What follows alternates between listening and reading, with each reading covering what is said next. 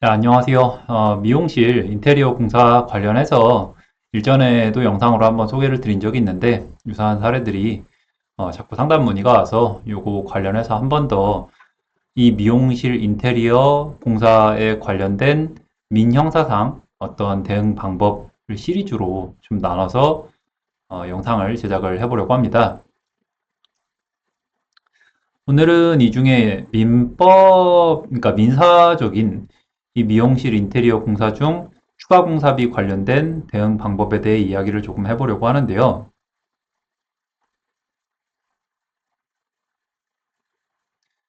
이 인테리어 공사 같은 경우에 미용실뿐만 아니라 이제 자영업자분들이 일반적으로 처음에 개업하시거나 또는 리모델링 하실 때 이 인테리어 공사가 필요한데 이 인테리어 공사 진행하는 업자들도 아무래도 익숙하다 보니 몇 가지 방법을 통해서 본인들이 추가 공사비를 증액을 요청을 하면은 이게 받아들여진다라는 것들을 경험적으로 알고 있는 경우들이 있습니다. 뭐 수법이라고 이제 표현을 좀 거칠게 얘기를 하면은 해보면은 예를 들어 이 추가 공사를 요청을 할 수 있는 근거 중에 하나가 여기 기재를 해놓은 것처럼 디자인 변경, 즉 설계 변경, 디자인 변경, 뭐 공사를 많이 해보신 분들이라면 익숙하실 텐데 이 공사를 진행되는 이제 내용 중에 처음에 이야기됐던 것과 조금씩 다르게 진행이 되는 내용들이 있을 수 있는데, 이제 그런 내용을 가지고 이렇게 바뀌었기 때문에 공사비 증액은 필연적이다. 라는, 프레임을 만들어서 주장을 하는 경우가 있습니다. 이게 처음 이런 부분에 대해서 잘 모르신다고 하면은 당황하실 수 있는 내용인데, 이런 추가 공사가 만약에 그 서로 간의 어떤 합의에 의해서 이루어졌는지 이런 부분들을 꼭 어떤 명시적이고 뭐 어떤 계약서에 의해서 보면은 반드시 표시가 돼야 될 필요는 없지만 적어도 어떤 묵시적으로라도 합의에 이를 정도의 어떤 합의가 있었는지 이런 부분은 종합적으로 살펴봐야 된다라고 지금 법원 판례는 보고 있어서 이런 내용에 대해서 상대방이 주장을 한다고 해서 단순히 아, 그렇구나. 디자인이 바뀌었으면 돈을 줘야 되는 거구나. 라고만 생각을 하실 건 아니라는 거 먼저 말씀드리겠습니다. 그리고 두 번째로는 계약의 범위의 축소라고 추상적으로 좀 적어놨는데 구체적으로는 이 미용실 많이 하시다 보니 예를 들어서 뭐 경대, 뭐 다이, 그리고 뭐 라카, 뭐 머리 감는 그런 곳들이나 뭐 붙박이, 소파 보통 많이 이제 인테리어에 포함을 시켜서 하는데 요런 것들을 이제 만들 때 계약서 또는 어떤 공사 내역서라고 해서 보면 보내주는 그 내역이라는 것에는 이런 내용들이 굉장히 이제 좀 불분명하게 들어가 있는 겁니다. 예를 들어서 뭐 붙박이 소파는 들어가 있는데 가구 전부라고는 안 돼 있다라든지 그래서 이런 내용을 가지고 뭔가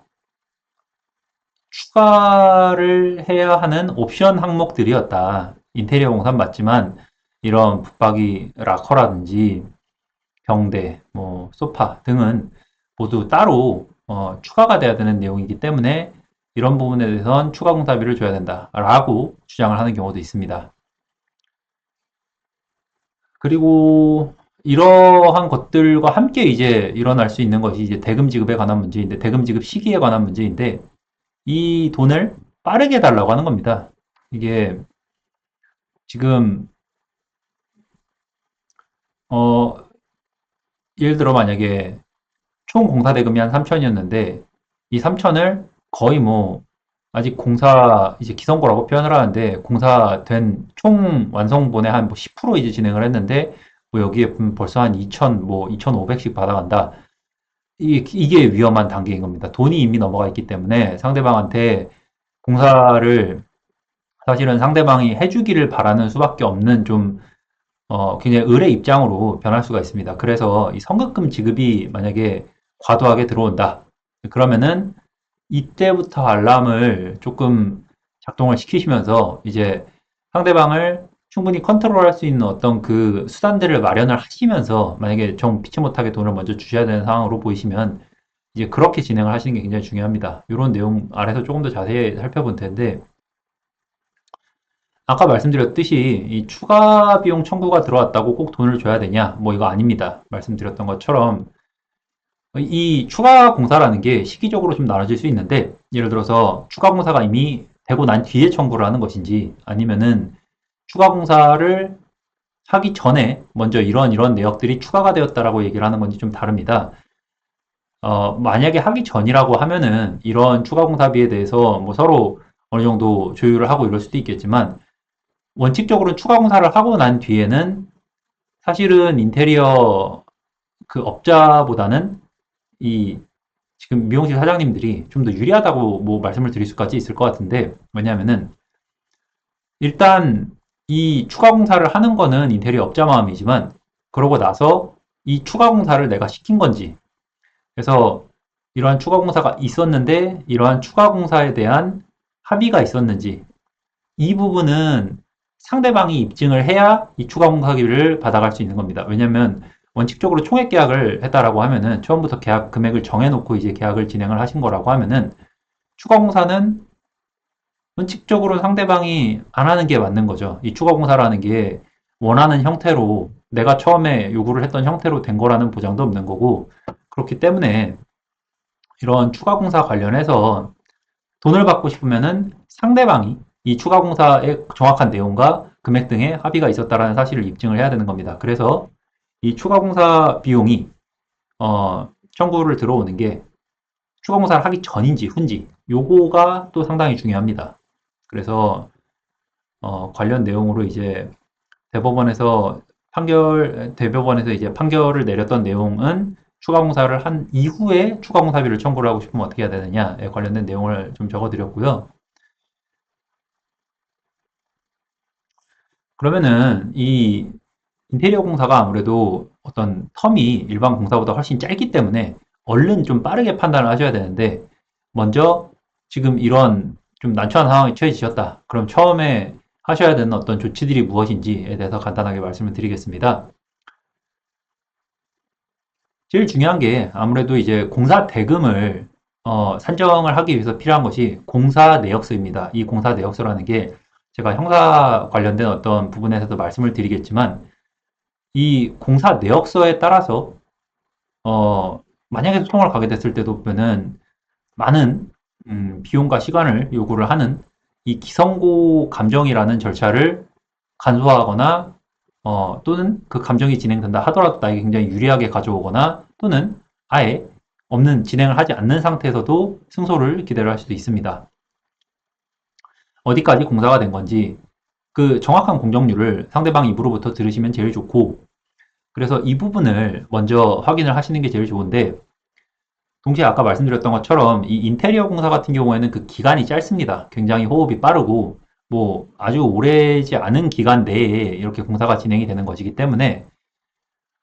이때 또 같이 조금 고민을 해주셔야 되는 내용이